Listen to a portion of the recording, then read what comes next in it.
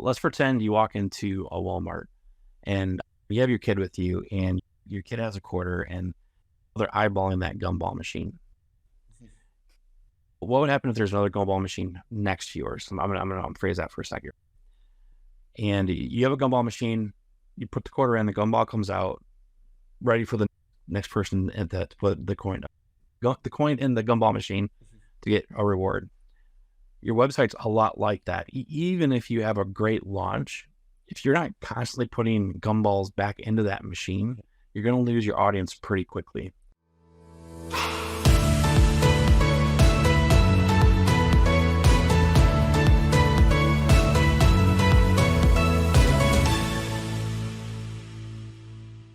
Welcome to another episode of DM Shop Talk, or Digital Marketing Shop Talk.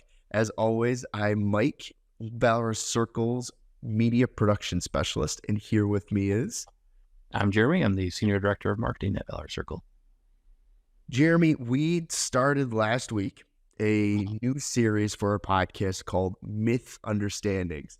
I know we joked at the end of the last podcast about just things that we're hearing in the home service industry when we're talking to home service business owners, like a plumber business owner or a roofing business owner, that as soon as they say it to us, it has that little tick, has that just things that we hear on a regular basis that are just like, no, that's not necessarily true, or it's outdated. Just some of these things that just, they might have this thing that misunderstanding how they think they should be growing their business online. With our being experts in the industry, we just want to help clear the air on some of those things. Last week, we discussed this notion of build and they will come.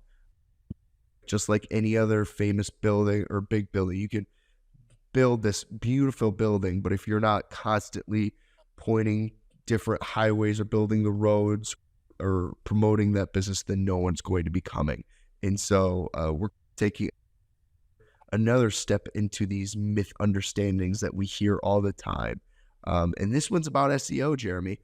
This one, we're going to talk about SEO being a one-time task, aka that you build your website. And I should also say SEO as in search engine optimization. For those of you who might not be familiar with it, search engine optimization is what Google uses to help feed how they're ranking you in the search results. When you're typing in plumber near me or electrician near me, SEO or search engine optimization is what they use to kind of rank you throughout. And so just this idea that as soon as you build your website, as soon as you set your SEO, that it's just a one and done thing, Jeremy. I guess I just want to start with you. Is that true?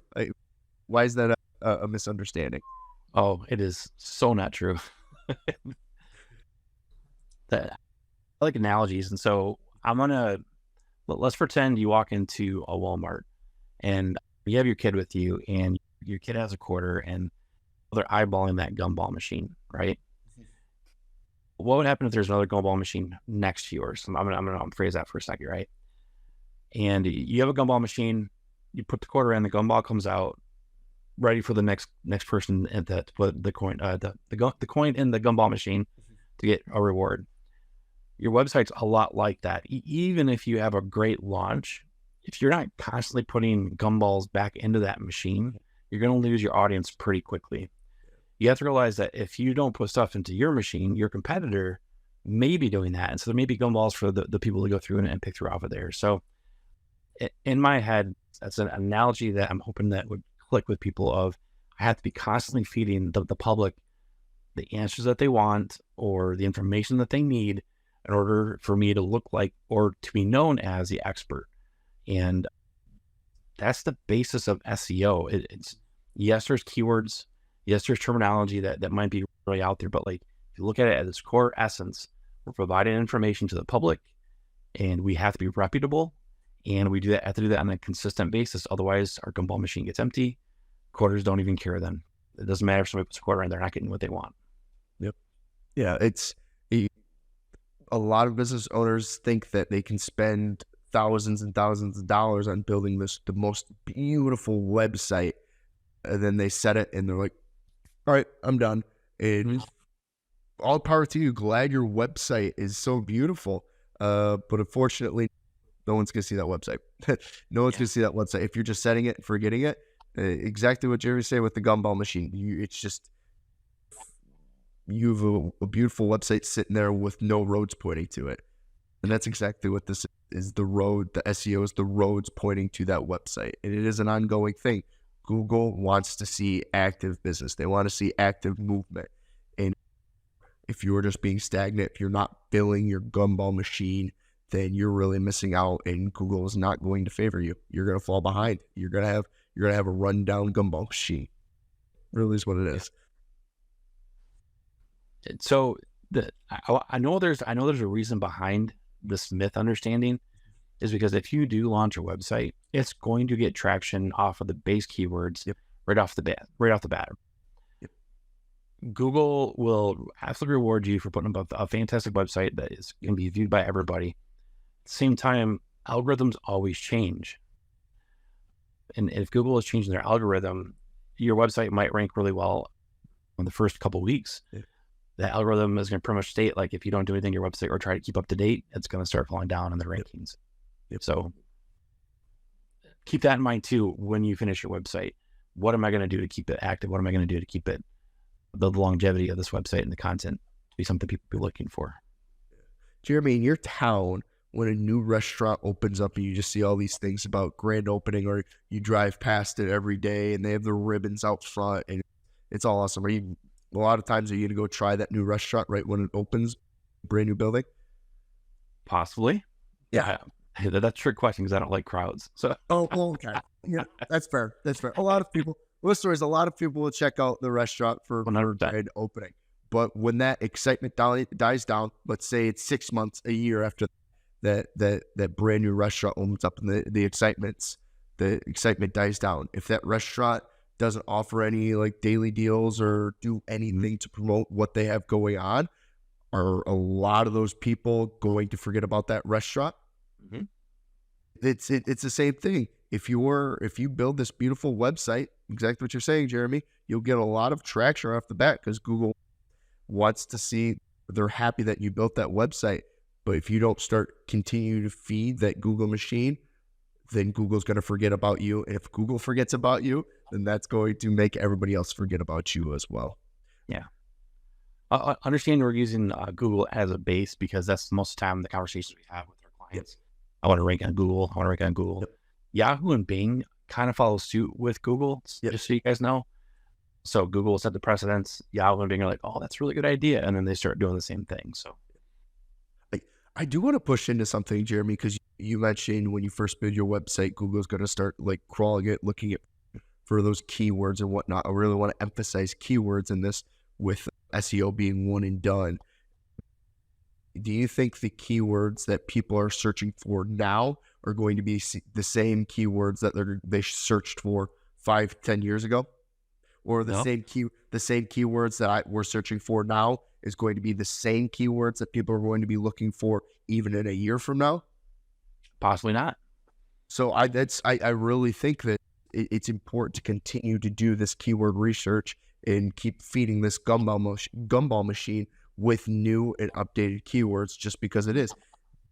Google's going to know, I say Google, search engines are going to know what the keywords are that people are searching for. So you need to make sure you're doing your own research to see what people are searching for and updating your website to fit that. So because this time period, this roofing FAQ might be relevant. So we're in the fall season right now. So cleaning gutters, I know that's a lot of people talk about that when it comes to home service business owners. Like, that's going to be topics and keywords that's going to be a popular term right now on your search engines. But do you think it's going to be the same cleaning your gutters in the middle of January?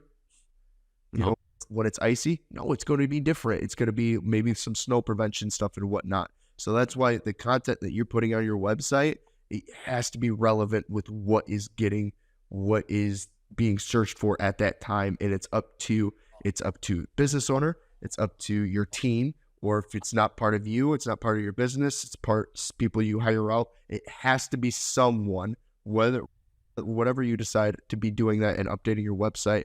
Or as we said, Google's going to lose favor in you. And as we always say, your competition's going to outrank you, because I guarantee your competition will be doing it as well.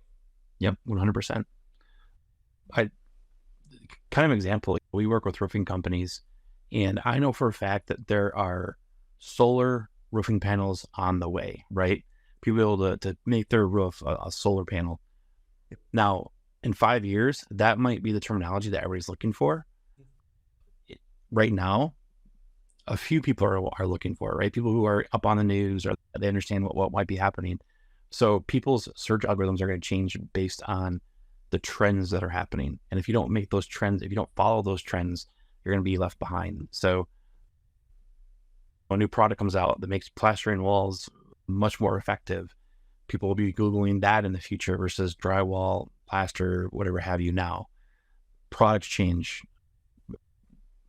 The task changes, that the name, experiences change. So we have to make sure that we're up on top of that all throughout our business. So, yeah. And there's been a perfect example with one of our decking clients. That's the same exact thing.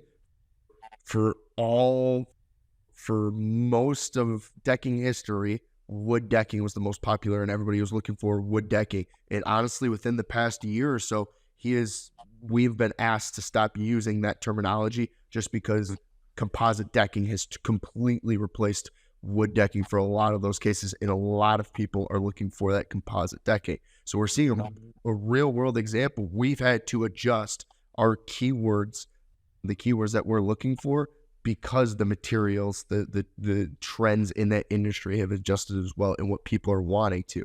And that can apply, as Jeremy said, to all industries: plumbing, electricians, all these different types of things.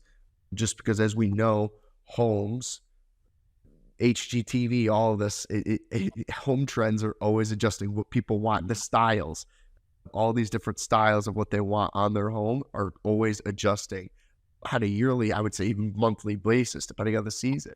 And so if you're not on top of those trends, your competitors are going to be. And I feel bad I keep going back to that, but that's the biggest thing we hear is, how can I rank better? How can I beat out my competition? I'm telling you all of these things right now, that if you're not doing these things, I guarantee you, you're not going to beat out competition. Yeah. Something to think about too. People from different parts of the country search things differently. And so I'm gonna give you an example. In New York, they don't have yard sales or garage sales. Did you know this, Mike?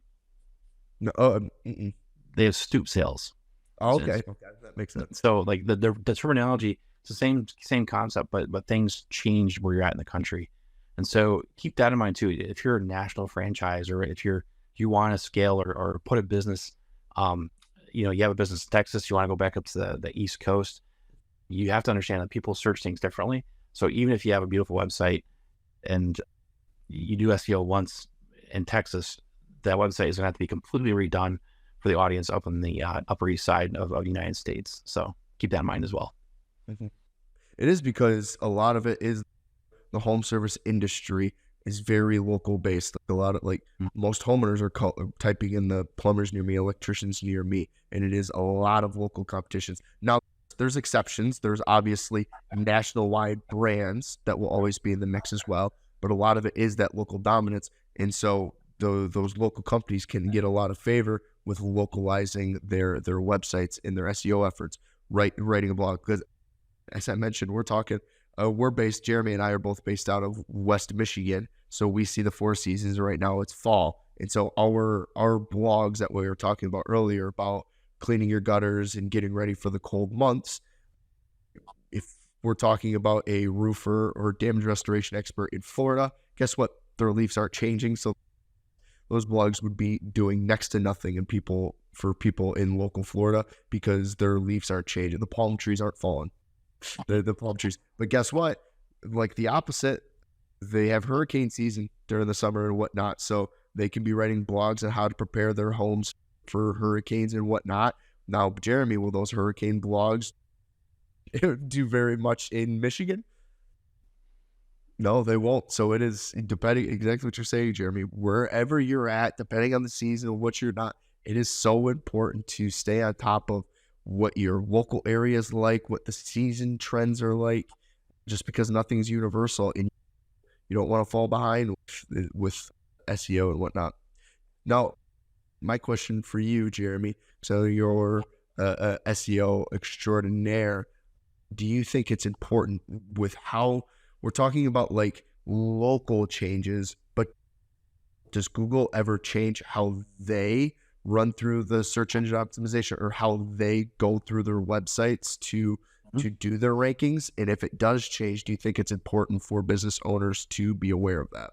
Yeah, 100%. So Google can change whatever they want to, and they've changed multiple times this past year.